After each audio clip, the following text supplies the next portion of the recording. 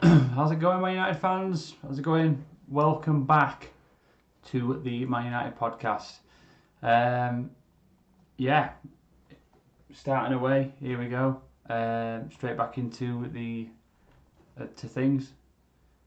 Getting some frame rate drop already. I don't know what's going on with my streams these days lately. I'm having a bit of issue with that. Just trying to amend that a little bit. Apologies if you're getting a bit of lag. A little bit of lag there. Try and sort that out.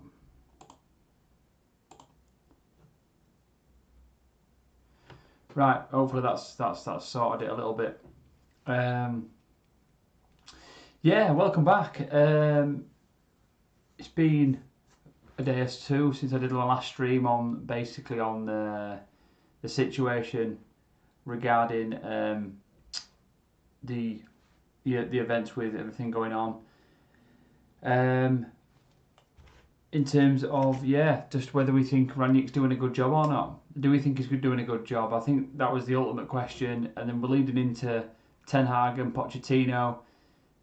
Who's next? It's one of them two, isn't it? I think we're pretty certain on who it's going to be, and I think we're pretty sure that it's going to be either Ten Hag or Pochettino. Zidane's cropped up again as another option. I don't think that's a very viable option, or at least a realistic option. I think it's more likely that we will see Ten Hag or Pochettino, and I am swaying a little bit more to Ten Hag, but Pochettino seems to be the name that we're kind of throwing around at this moment in time.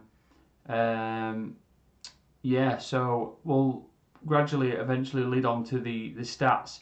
In terms of Ten Hag, then just briefly on Ten Hag, do we think he's the right man for the job? Well, if he's anything like Rangnick, he's been, and we covered this the other day, and we spoke about this quite in depth in terms of the games that he played and the style that he's been playing and the kind of guy that we think that he is. And if we're getting a similar sort of manager to that, then possibly that's not what we want. Is he the right man to take us forward? Is that the right style for Man United? I mean, Man United season could change quite dramatically in the next, over this summertime, especially. Obviously we need midfielders. I think we could do with another centre forward. Possibly could do with another full back, or definitely a centre half. So there's a few positions that we need, I think, this summer to compete with the likes of Chelsea, Liverpool, and Man City. And obviously we could have quite a few players sort of dipping out of that, out of the squad as well. Obviously we've got Martial out on loan. There's issues surrounding Lingard's future. There's issues surrounding Pogba's future. Pogba still hasn't signed a contract. Ronaldo obviously up and down with his contract in regards to Champions League football. If we don't get Champions League football this season, are we going to be potentially seeing Ronaldo leave? Bruno doesn't seem to have signed a contract yet. And so there's a lot of question marks. Obviously Cavani's not really been in the squad the second half of this season. He's another one similar to Ronaldo that has become a little bit surplus to requirements.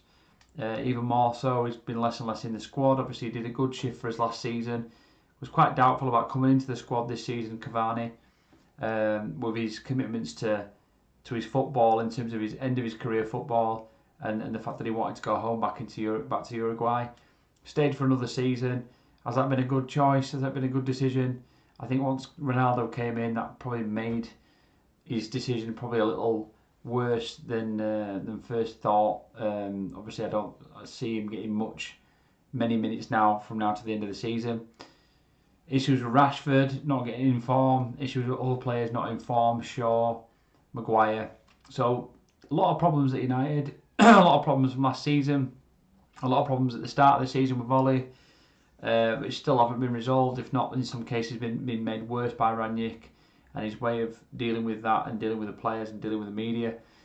Do we think Ten Hag's attitude and style and persona is going to be, dealt with appropriately, dealt with better than Rangnick, dealt with in a similar way to Rangnick?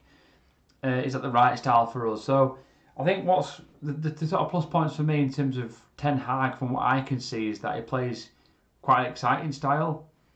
He seems to trust the youth in his team. Seems to have a sort of a no nonsense attitude when it comes to attitudes and players and styles and energy and effort.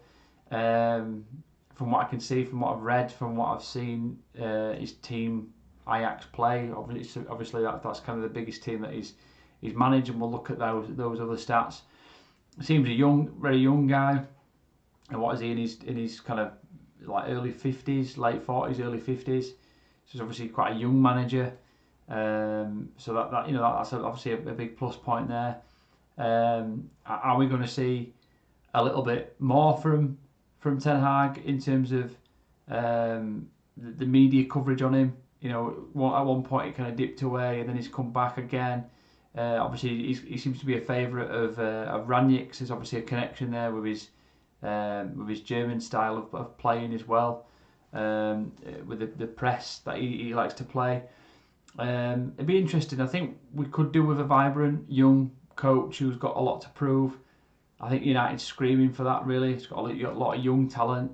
Not only has he got young talent in the current playing squad, he's got a lot of young talent in the under 23 squad. He's got a lot of young talent in the under 18s. So there's a lot to go at, and I think Ten Hag is possibly the right man who's got the right sort of energy for that. When I get onto Pochettino, is he the right man for that? Well, I think he did really good at Southampton with the younger players. I felt like, you know, he was a man who took that under his wing and he brought a few of the younger players through. I think we saw a lot of players who made a bit of a name for themselves under him, Lallana being one of them from what I remember. Schneiderlin at the time was one of the players that came through under him as well. There was other players, I think Shaw was there when he was there. So there was a lot of players like that who were there when he was there that he brought through. When Tottenham did obviously well with Tottenham to an extent, although we didn't win anything. Took them to a Champions League final. Was unfortunate not to win that, but got Kane firing to the player that he is today. You know, and generally a good man's manager. I think he's probably a little less harsh, a little less direct than a Ten Hag or Rangnick. Probably a little less, probably more experienced in his football, in his actual playing career. He was a more established footballer at a more elite level for a longer period of time. I don't think Ten Hag had that similar background, if at all, from what I could see.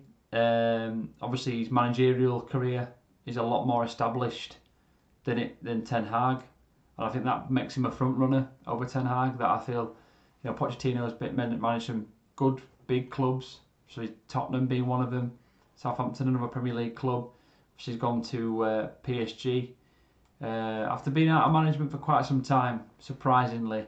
And I don't think that was under his own merit. I think that was probably under the right job coming at the right time, but it didn't seem to be a favourable option for some reason.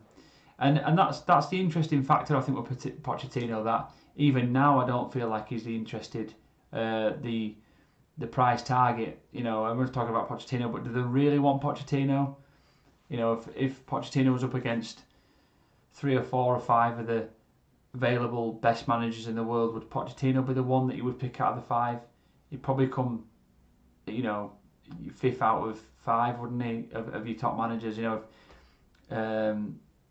Conte became available all of a sudden, would you want Conte over a Pochettino at Man United? I think so. There's a lot of other factors, and Pochettino, again, like I say, he was out of our job for quite a number of months, probably longer than that. Was it getting into years? And again, like I say, nobody really wanted him. So what was the reason for that? Is he just that kind of... Football can be a weird thing. I think you can create an image for yourself, unwanted images sometimes, unfair, unwanted images, and a character for yourself, unwanted characters, and that can stick a little bit in football, and it's difficult to kind of sway those things. Was he probably a little bit too a nice guy that people didn't really warm to and think that he was somebody who's going to come in and change the world and change a job, get hold of a job and really shake it up and do something with it. He's coming to a PSG job, which, let's be honest, is a safe job. It's a league title nailed down pretty much with the talent that he's got in that squad, and equally then it's another cup,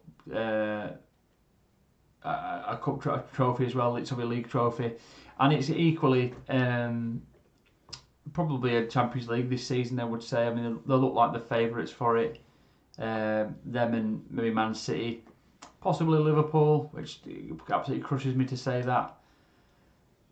But they've obviously they're still in it to win it. We're still there as well. But when you look at those sort of top teams, it's a struggle to see past those sort of PSG, Man City, and Liverpool teams. Really, if I'm brutally honest.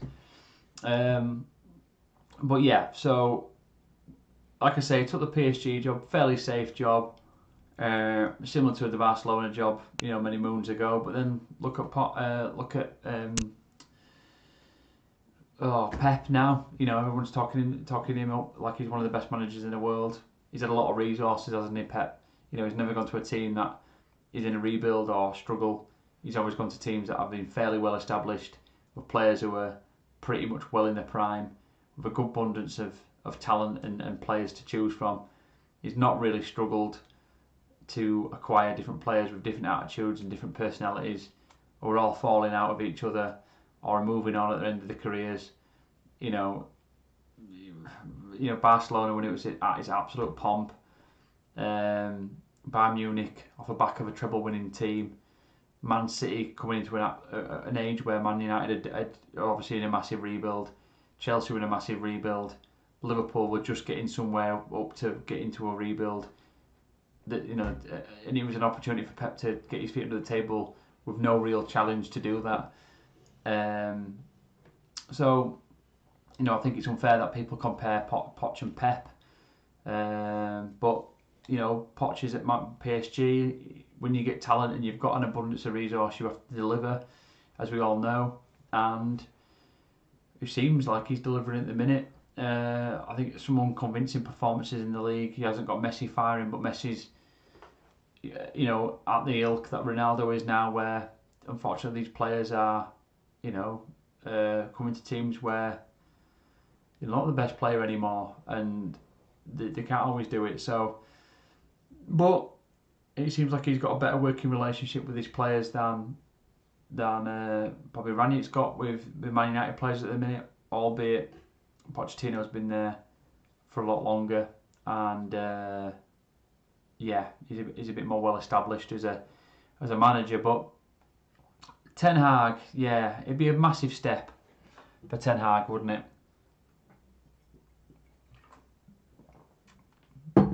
Spilt all over me. It'd be a huge step for Ten Hag, I think. And I know, he's got those credentials. He's a young manager. He's a progressive manager. He's an exciting manager. He plays football in the correct way. Plays a 4-3-3 or a 4-2-3-1, however you want to look at it. Plays from the back, plays exciting, plays fast, plays the young players, trusts his players, all those kind of things. But personally, I feel like it's a big step. And once again, I feel like it'd be Man United taking another risk in an area where we shouldn't be taking risks. But then Pochettino draws a line and potentially causes a crack in the Rangnick agreement, which is that Rangnick is obviously then going to go into the backroom staff of the football, become a director of football, isn't he, or a consultant of the football, which will obviously have a big impact on contracts, on salaries, on transfers in and out. Is a manager going to allow that? A manager similar to the ilk of Pochettino? I can't see that unless they've got a really good working relationship from the offset. Now, if is it Rangnick's decision to acquire this manager, to acquire Poch, to acquire Ten Hag? I'd like to think that if he's going to go back into the role of a consultant, then listening to him now would be a fairly wise option, otherwise it kind of contradicts the fact that he's consulting and giving advice to members of the hierarchy at Man United, equally other members within the team. For nobody to listen to him at that stage would be a massive contradiction in terms. You'd like to think that Rangnick's going to have a massive say in the next acquisition of this manager. Saying that, you would likely side with Ten Hag. All the things I've mentioned. His progressive football, his pressing football, the exciting youth that he brings in, the hard work that he stresses on the players, the system that he plays, the style that he plays, the formations that he plays, are all conducive to how Rangnick would like to play, and how Rangnick's trying to play now with the team. So he's going to obviously have quite a harmonious working relationship with Ten Hag, as opposed to Pochettino, who's slightly more a defensive manager in my book. He obviously was a defender when he played, and I think naturally that makes you quite a defensive manager when you become a manager if you've been a defender.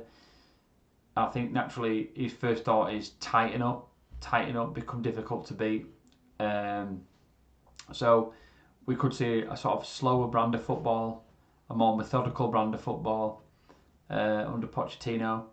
And personally, I don't see Pochettino, if it's a bit of an up and down season, an up and down spell with Pochettino, I can't see that he would ride that out.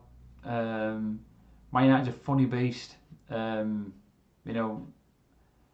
difficulties that you have with a big club in Europe, Real Madrid, Barcelona, even PSG. There's a slight kind of covering over with it because the performances still sort of come anyway because of the standard of the league. The general competition across all the teams in the league is a little lower than it is in the Premier League. Not at the top, but I think that all the leagues are fairly even when it comes to the top 3 or 4 clubs in across most of the top leagues across Europe. But when you go from middle of the table down, the competitiveness in the Premier League is a lot more severe than it is in other leagues across Europe. And when teams are underperforming, a PSG loses a game, they usually bounce back with a fairly convincing win. Barcelona the same, and Man United, especially with the media, is a big thing as well. I think the media do get on managers of Man United's back. I think for something like Ten Hag, it will be a big shock to the system. And equally Pochettino, when they take the role on, I think you could see it in Rangnick's face when he took the job. He came in happy-go-lucky, was quite friendly to the media until he realised then that, oh God, I've realised now that if I say anything here, it's going to get misconstrued. So, yeah, I will have a quick look at the stats, which I've got here on a small table. I'm on a small screen, but it'll work. We'll work with it. So these are Ten Hag's managerial stats.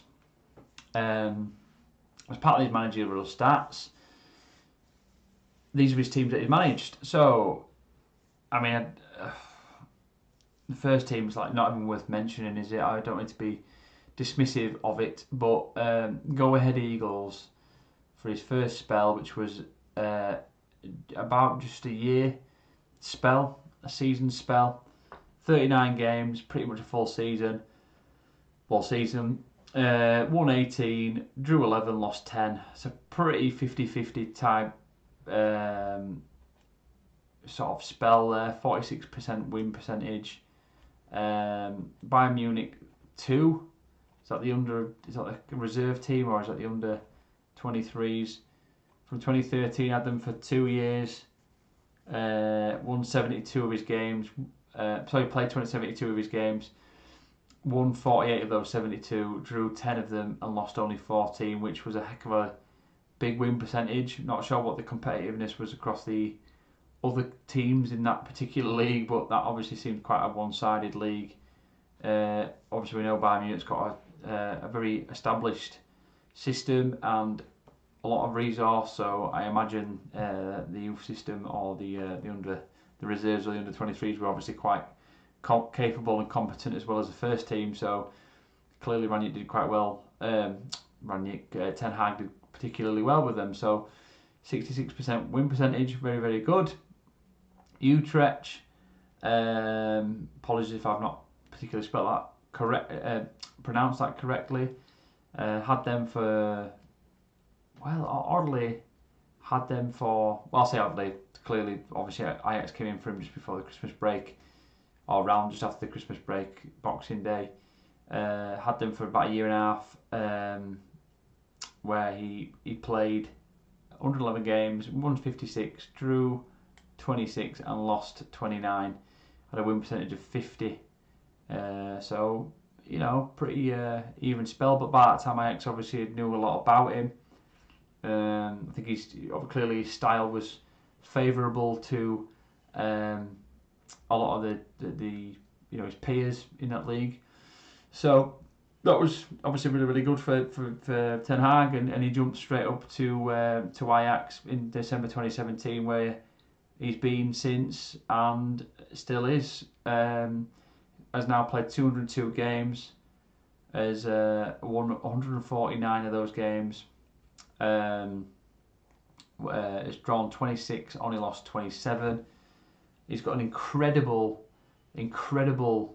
win percentage of 73%, which shows you the competitiveness of the Eredivisie. I can't really say the league, but yeah, the Dutch league. His goal difference is also just ridiculous. His previous best was 95 at Bayern Munich 2, as you can see, with goals 156 scored, 61 conceded, 95 plus goal difference. At Ajax, he's scored 559 goals in his sort of 5-year spell.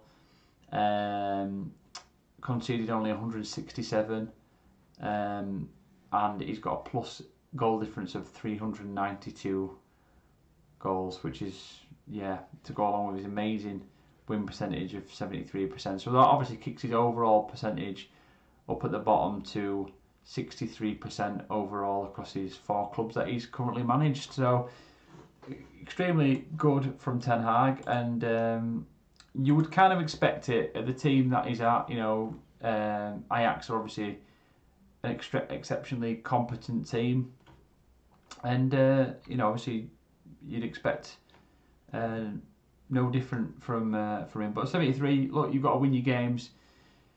You've got to do what's in front of you. You've got to win your games, and he's clearly been doing that ever since he took over at Ajax. So fair play. Very, very well done to Ten Hag, and obviously a very competent manager, a very familiar style. So let's look at Pochettino. So this is Pochettino's. Just quickly amend that. Oh, sorry. There we go. Right. So Pochettino's record.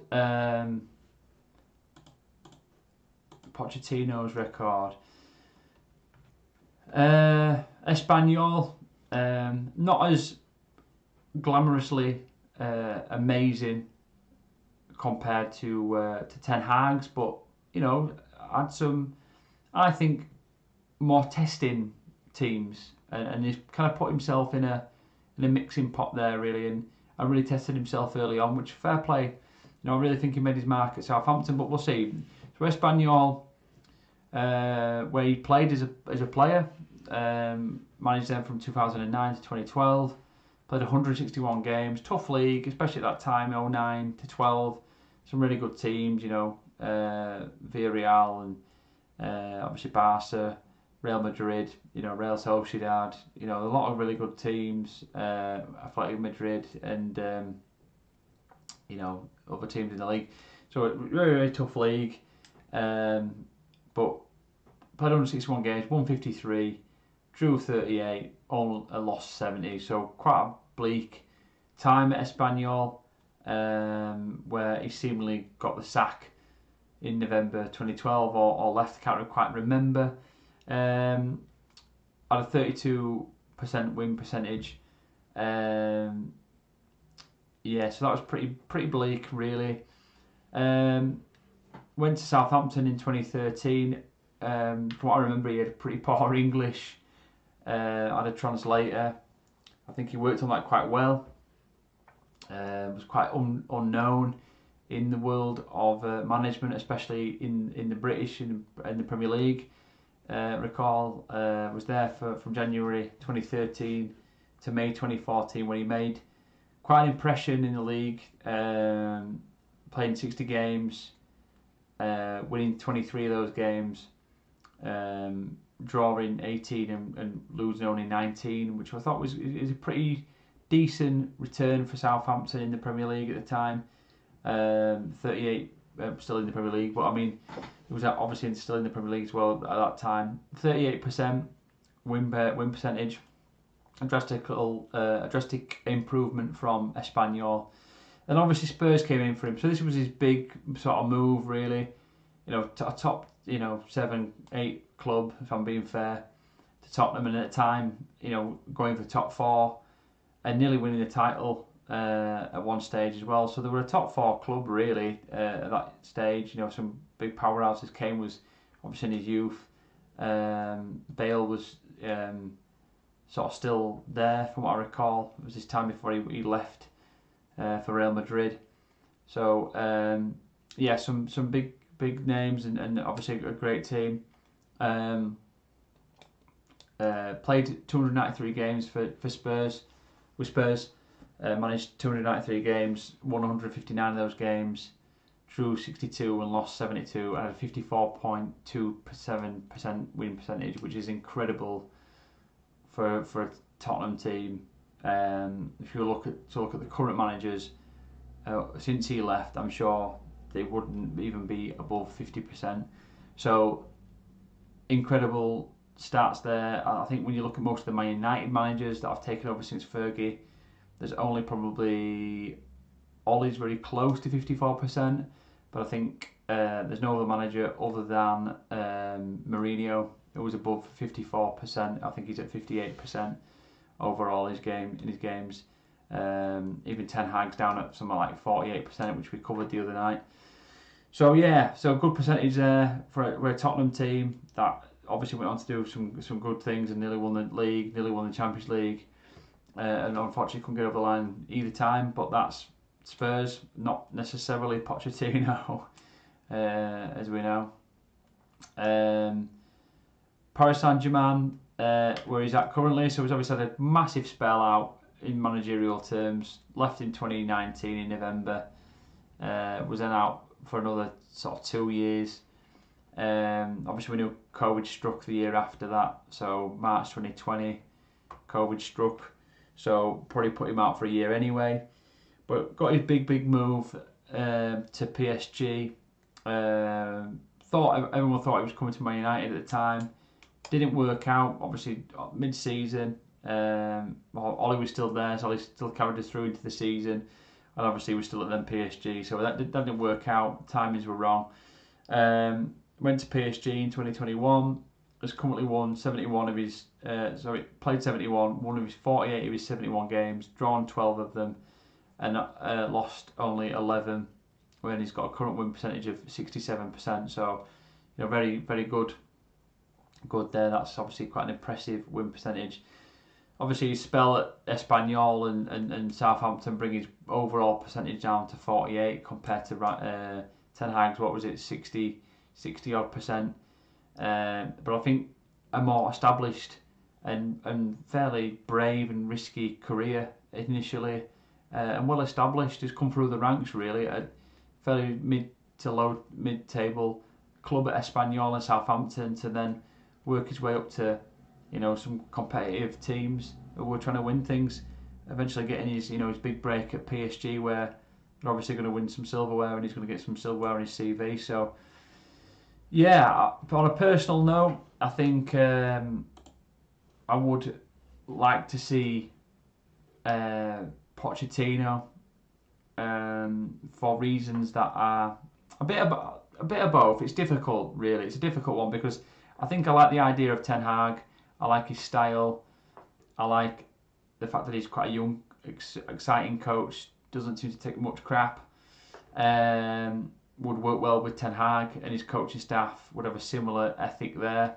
They've been bringing a new style into United overall. I think United's been too guilty over the years of being this institution where ex-players and ex-managers and this, that and the other have a massive say on the club, and that's kind of brought the level to a point where we can't re-attain, all this talk about standards and stuff like that. Yeah, we all know the standards.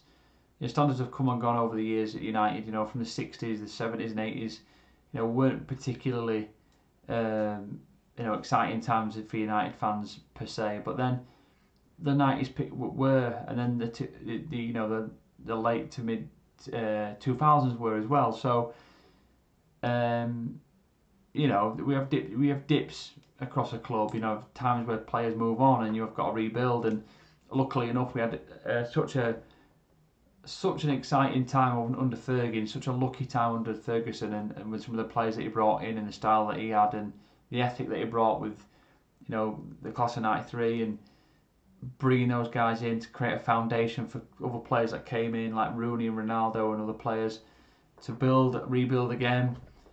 But it was rare, and we'll probably never see that in a lifetime again. But what we've got to expect now is that we're going to have to fight for a trophy every now and again, and do it in a way that's exciting, but do it with a different style, a different ethic, same principles in terms of hard work and respecting the club and its beliefs and its its tradition. But ultimately, we need something different now. Fergie's retired, players have moved on, ex-players have moved on, and we need something different. So that Ten Hag, Rangnick idea is exciting to think about. That they'll work well, that they'll bring the right sort of players in, they'll bring the right foundation in to build from. I think, as I said before, we've got the right youth coming through, something to build on, something to establish, which is exciting. Pochettino comes in. I think he's a worker. I think he cares about football ultimately. I think he understands Man United. I think he would be a coach who would relish the challenge, who would work well with the players. It was a great manager. I think he's a plaster on a long-term fix for Man United. I think we need somebody, and we need growth, long-term growth, like City have done. City have spent money on players, but they've spent money on other things as well. The facilities, the stadium, the surrounding area. These are the things that Man United need to focus on, as well as just the players on the pitch and the wages and the contracts. That is something that we need to iron out as well. Players demanding silly wages now because someone else next to them is getting £100,000 more and holding the club to ransom. So these are the things that need ironing out. Is Pochettino going to be there for the long haul? And would he work well with Rangnick? I'm not so sure. He could do, but I'm not as sure as I am with Ten Hag. But the thing is, what I like about Pochettino is his experience. You can't buy experience. Pochettino's got it. Pochettino's got that experience. He's worked hard to get where he's got now. Has Ten Hag worked hard enough to attain and be given the Man United job as much as Pochettino has? I don't think so. But is his style and his demeanour enough to excite us as Man United fans? And is it enough to sort of convince us that he's the right man for the job? Maybe. Right, guys. I want to know what your decision is. Leave a comment in the on the bottom of the video and tell me who you think should be the next Man United manager. Should it be Ten Hag? Should it be Pochettino? Should it be somebody else? Zidane? Someone like that. But clearly it's going to be one of them two by the looks of the way that things are going on the news reports and how focused we all are on this now. And hopefully we'll get it addressed before the end of the season, which will be nice. And it'll mean that we get somebody in sooner than later to start working with the players. Obviously not till the end of the season, but you know, the sooner the better. Yeah, don't forget to drop us a like and subscribe as well. Obviously helps me out a big bunch if you can do that. And yeah, I'll catch you for tomorrow where I'll do a build up for the Man City game. Obviously the big derby, big game. Still hunting for top four. Man City obviously have a little bit of a wobble, trying to go for the title and obviously bat Liverpool away. So it's all to play for on both sides. Yeah, so I'll catch you tomorrow, guys, around about 8 o'clock for the build up to Man United Man City. Right, guys, catch you later. See you soon. Bye bye.